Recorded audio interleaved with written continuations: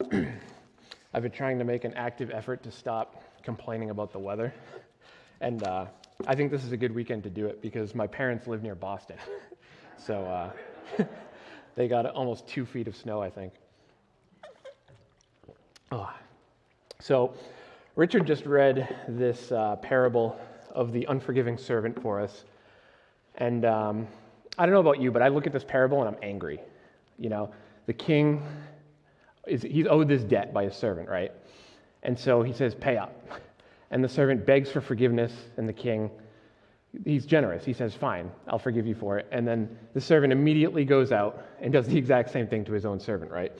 And I look at this and I think, like, what a blatant hypocrite this guy is. And so what I want to tell you is how God showed me how I am not much different than this servant. And maybe you are not either. I don't know. I was having a conversation with a good friend several years ago at this point, actually. It's been a while. And we were discussing some personal things. I don't remember how it came up in conversation, but it led to me talking about my high school experience and how I did not have a very good time in high school. I don't think high school is a great time for a lot of people, but I was talking about how, you know, I felt like I didn't have friends. I was made fun of. I got called words that I won't say up here at the pulpit, you know. And I remember talking about how, like, I just have these terrible memories. I don't like to think about high school very much because it just brings me back to all those feelings that I had. And so I was telling her how I've actually never opened my high school yearbook since I graduated. I graduated in 2009. And so I've had this yearbook sitting on my shelf since then. And I don't know why, I almost felt like this was like a bragging point. Like, yeah, I'm so bitter about high school, I haven't even opened my yearbook, you know, which is dumb. And she told me, she's like, she gave me this suggestion that I should open up this yearbook and I should go through it. And I should go through and look at each of the people that I graduated with, and I should ask God to forgive each of these people. And I thought this was pretty weird and uncomfortable. I've never heard of anybody doing that before. And so I just kind of like put it off. I was like, I don't know that I really feel the need or want to do that. And I just couldn't bring myself to do it. And yet, this thought never really left my mind. It kept coming back to me of maybe there was some validity to that. And so I was having another conversation, like I think last month, very recently, with another friend, and I brought up this yearbook thing, and he kind of agreed that, yeah, that sounds like a good idea, actually. You should do that. And then he asked me this annoying question, and he said, so when are you going to do it? And you need friends like that, because that's how you get things done. And so I told him, you know, I guess I got some free time this weekend, and I usually spend my Saturdays with my fiance, and she was going to be out of the house that day, so I was like, I don't really have an excuse. So I decided, okay, this weekend I'm going to set aside some time to do this. Oh, this isn't open.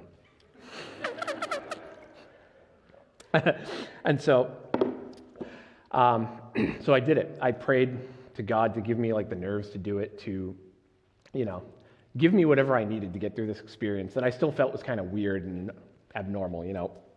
And so I took the yearbook off my shelf and I sat down and I finally opened it, and I could like feel my heart racing. And, you know, I opened the first page and I started seeing the headshots of all these people I went to high school with. And like I was instantly taken back to those like hallways where I saw them passing me, and those classrooms where they were making fun of me, and the gym where I was never athletic, and so I was just made fun of for the entire gym period, you know. And all the feelings started coming back, the anxiety and the anger and like the loneliness and the hurt. It was like I remembered I had nobody to sit with at lunch. You know, I think once I ate my lunch in the bathroom, and they would make fun of my clothes. When I was in 8th grade, somebody threatened to fight me because I was wearing Velcro sneakers. And I was just thinking like, oh, Velcro, that's easier than tying shoes. But this guy threatened to fight me over it. So like I started going through each page, excuse me, and I was looking at each of my classmates, and I was just kind of bitterly reminiscing about all these things that happened and my interactions with them. And so one by one, I just started telling God, I want to forgive this person. And I started just went page by page by page, said like, God, I forgive this person for what they said to me, for the way they made me feel. I apologize. I promise I'm not sick. You have to clarify these days. So I started going through this yearbook, and I started doing this, but then something weird started happening, where like I'd get to certain photos of people, and I'd say, God, I don't actually remember interacting with this person. I don't remember anything they said to me, but I forgive them anyway. And there were other people where I was like, I don't even remember going to school with this person, but I forgive them. And then I realized this was happening more and more as I went through the yearbook, where I was just like, I forgive this person, but I'm not really sure why. And I was genuinely unsure of whether or not some of these people actually did anything negative to me. There were certain people where I was like, I remember you. I remember what you said. There was one guy who from third grade all the way to graduation was just, he wouldn't lay off me. I don't know why. But overall, I started realizing I don't know that any of these people actually hurt me. I don't know that any of these people even said anything to me most of the time or remember who I am. And so it started to dawn on me that I did need to forgive a lot of these people, but I was the one that needed to be asking for forgiveness from God for holding this grudge against people since 2009 for things that I don't even remember necessarily. Some of it I remember, but I was holding this grudge against people, and we're supposed to be forgiving, God forgives us. I'm supposed to be forgiving, and I've been holding this grudge since 2009. So when I was in high school, my faith was still young and immature, and so was I. But I still knew Jesus, and I knew well enough to know that I was saved. I'm going to heaven when I die. It was very baseline faith in Jesus, but I did know Jesus. And so in my immaturity in faith, I didn't realize that even after graduating, I was being just like the servant that we were just hearing about in this parable. The servant that was going out and not forgiving other people, even though he had received so much forgiveness that he didn't deserve. And by the way, we call this the parable of the unforgiving servant, right? Or unmerciful servant, but the king calls him a wicked servant. And I think unforgiving sounds nicer, and maybe it's more palatable, but really it should be the parable of the wicked servant, because it's pretty wicked to go out and do what he did. And so in this parable, the wicked servant, he throws his own servant in prison for not being able to pay him back, right? And I've never thrown any of my classmates in a literal prison, though given the reputation of the Rockland High School class of 2009, I'm sure some of them are in prison right now. But they were very happy when we graduated. But figuratively, I realized that that's exactly what I was doing by not forgiving these people, is I became a prison guard. I had these perceptions of people locked up in my mind, and I never let them go because I was so afraid of confronting this hurt that they had caused me, this pain. And I never gave them a chance in my own head to age and grow up into adults that weren't behaving like this. I never gave them a chance to discover for themselves that they're just confused, hurting people like me that needed Jesus. And I had them locked up for so long that I couldn't even remember what most of them did. I just locked them up and threw away the key in my mind. And so I made it through the whole yearbook eventually. I think this whole thing was a 3-hour process. I had a small graduating class. And so I made it through the whole yearbook, and I was praying. And so I asked God this question that I felt was kind of weird, but I asked him anyway. And I asked God to be with me in the past. I asked him to be with me in those hallways and in those classrooms. And I figured, we pray for God in the present to do things now, and we pray for God to do things in the future. and God is outside of time, so maybe he can do things in the past. I don't know. And God is so cool because he did. He started to rewrite those stories that I had written. He started to show me what had happened in high school through this other lens, like the lens of God. And it was so cool because I started looking through like the math club photos, drama club, yearbook committee, soccer team, things like that. And I could feel like the anxiety and the anger just like coming off of me. Because I started to see for the first time in years that like these were just teenagers. They're just trying to live their lives and figure things out and enjoy their time in high school. Like I'm sure so many of us did, And even my own experience, I think about, I was just trying to figure things out. I was just driving around with my friends and playing the tuba, Maybe it didn't look like the soccer team, but... And when I read through like the yearbook quotes under people's headshots, I looked at it and like, they used to make me roll my eyes, where I was like, I know you're full of it, But like, I started to see that like, these are just people who are trying to remember their time in high school. They're just trying to like remember their friends and reference an inside joke or two that they had, They're trying to just be thankful for the time they had in high school. And there's this page in the yearbook where parents of graduating seniors could actually submit a childhood photo of their graduating kid. And they could write a message, like an encouraging message to their kid, like, I'm so proud of you, I love you so much, and like you've grown so much. I'm so excited to see what you do with your life. And like, it just made me realize like these people that I've been resenting for years are real people with like families and parents and goals and ambitions, And like, who am I to just remember them as these jerks who made me feel bad? It's all about me,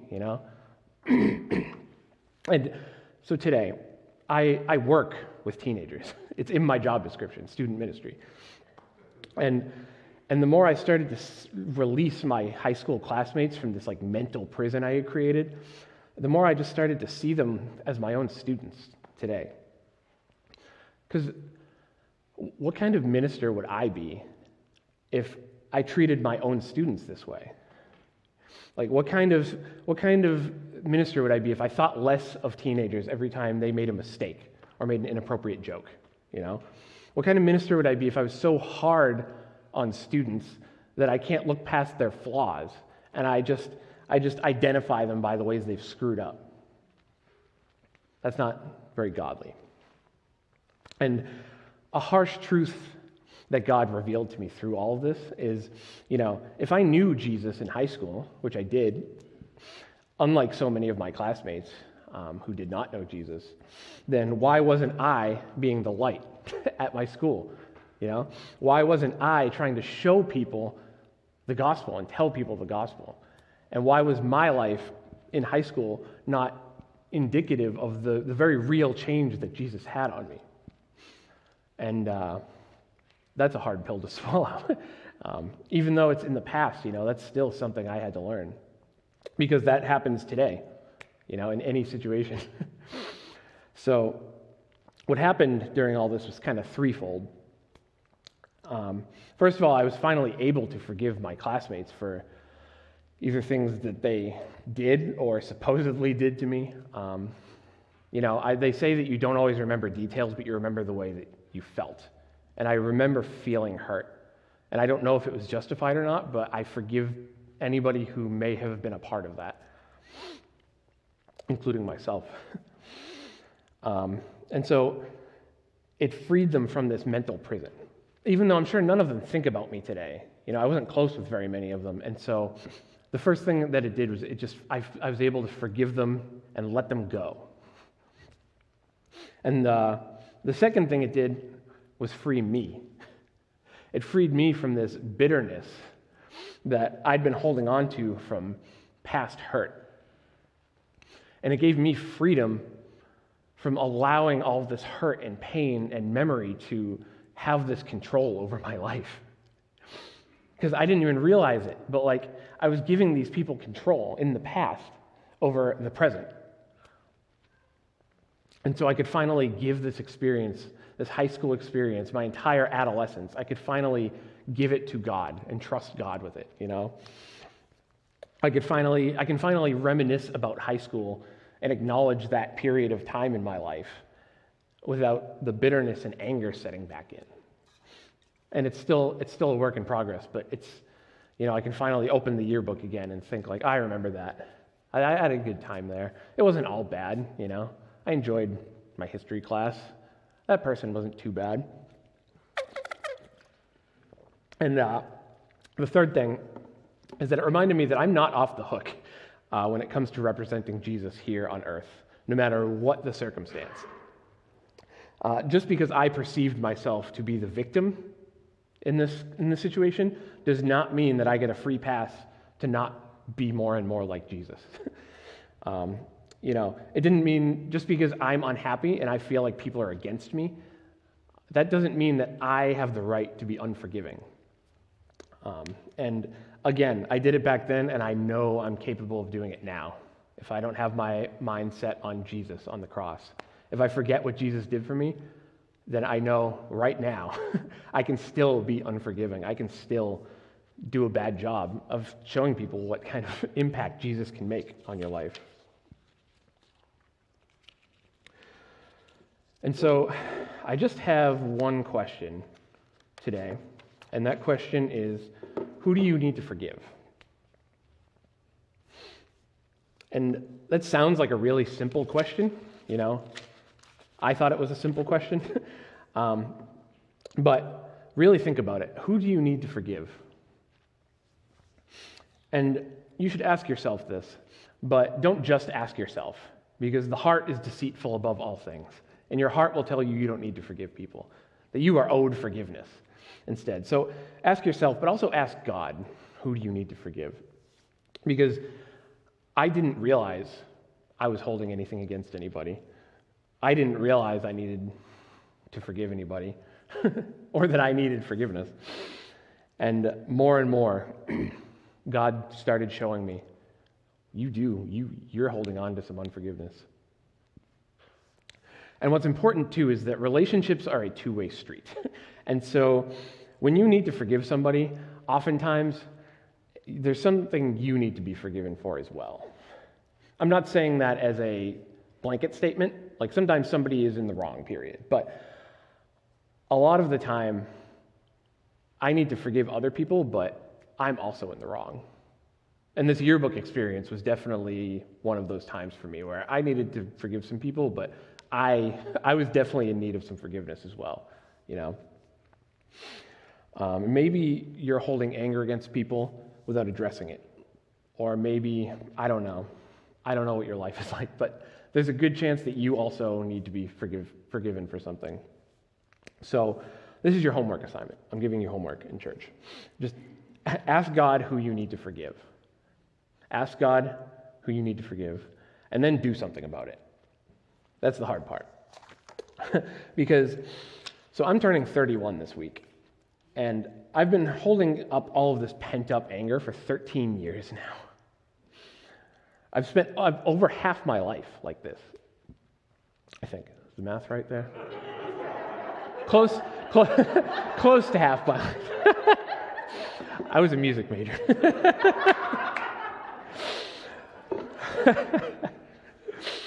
Right. So,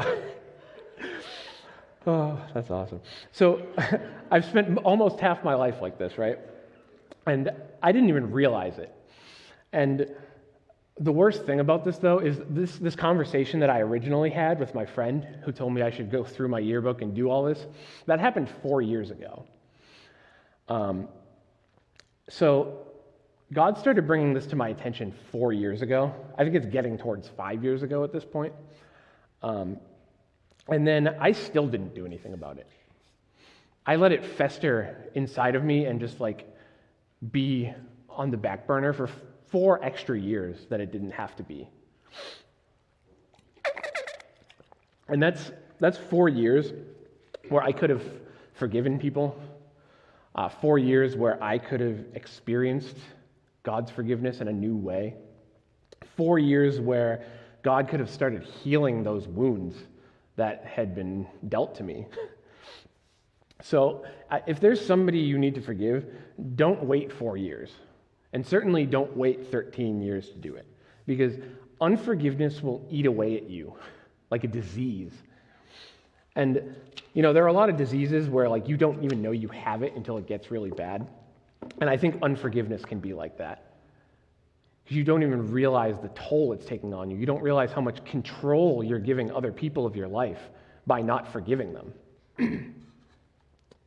And I know it's hard because you might not feel like that person deserves forgiveness, especially if they don't even acknowledge that they did anything wrong.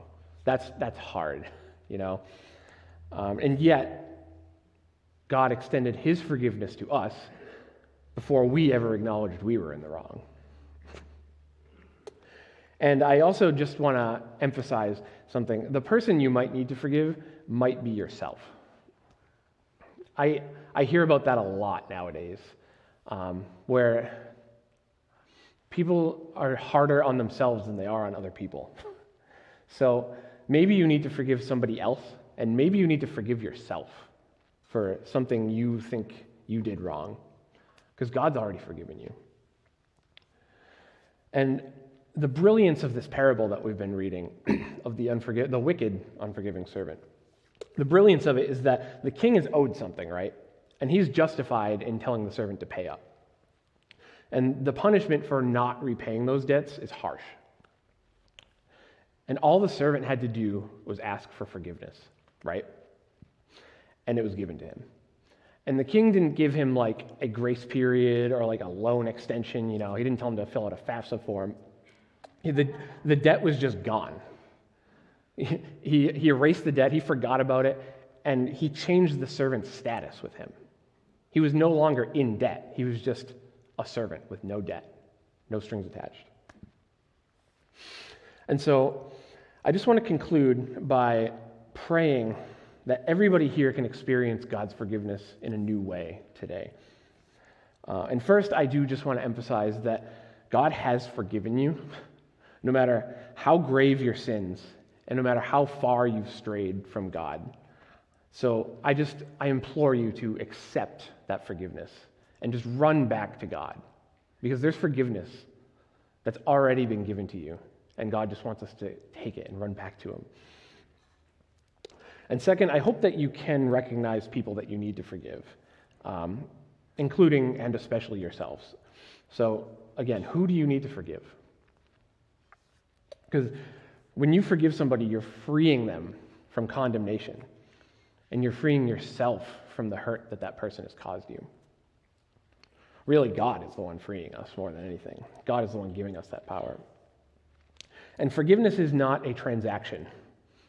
It does not require that the other person acknowledge that they did anything wrong. It would be nice, but that's not a guarantee. But forgiveness is agreeing to live with the consequences of somebody else's sin. And it's exactly this forgiveness that brings us back to God. It's what brought us back to God in the first place, is God agreed to live with the consequences of our sin. That's what happened when Jesus died on the cross for us.